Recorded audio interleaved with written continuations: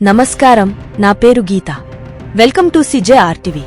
తాజా వార్తల విషయానికి వస్తే, విశాఖ విజన్ పేరుతో సీఎం జగన్ చేసిన ప్రకటనపై AP PCC chief YS Sharmila స్పందించారు. పరిపాలనా రాజధానిలో ఇన్నాళ్లు పాలన మొదలు పెట్టడానికి ఏం అడ్డొచ్చిందని ప్రశ్నించారు.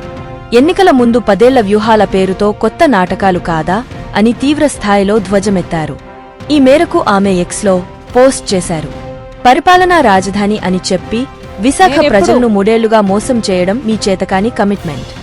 ఐటీ హిల్స్ నుంచి దిగ్గజ కంపెనీలు వెళ్లిపోతున్నా చూస్తూ ఉండటం మీ రోడ్ మ్యాప్. ఆంధ్రుల తలమానికం విశాఖ స్టీల్ ప్లాంట్ను కేంద్ర ప్రభుత్వం అమ్మేస్తుంటే ప్రేక్షక పాత్ర వహించడం మీ విజన్. రైల్వే జోన్ పట్టాలు ఎక్కకపోయినా మౌనం వహించడం మీకు ప్రాక్టికల్.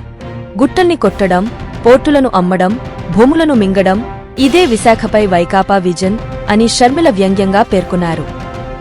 మరొక తాజా వార్తలతో మీ ముందుకు మళ్లీ వస్తాను. అంతవరకు సెలవు. CJRTVని సబ్స్క్రైబ్ చేయండి. ఈ వీడియోను లైక్ చేయడం మరియు షేర్ చేయడం మర్చిపోవద్దు.